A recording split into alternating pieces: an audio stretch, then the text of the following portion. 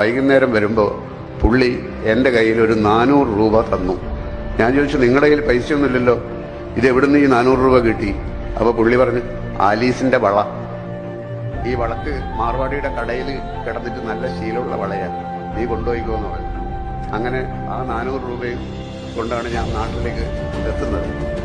അമ്മ പറഞ്ഞു, രജിസ്റ്റർ ഓഫീസൊക്കെ ഇരിക്കട്ടെ,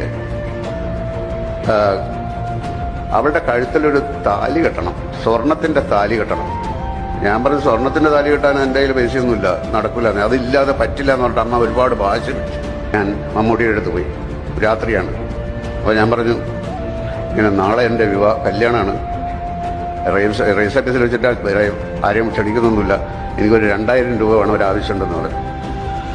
അപ്പോൾ 2000 രൂപ അദ്ദേഹം തന്നു. ഒരു ക്രിസ്ത്യാനി തന്ന 400 രൂപ, മുസ്ലിമായ മമ്മൂട്ടി തന്ന രൂപയ്ക്ക് ഹിന്ദുവായ പെൺകുട്ടിയുടെ കഴുത്തിൽ ഞാൻ കിട്ടിയ സ്വർണ്ണത്താലി.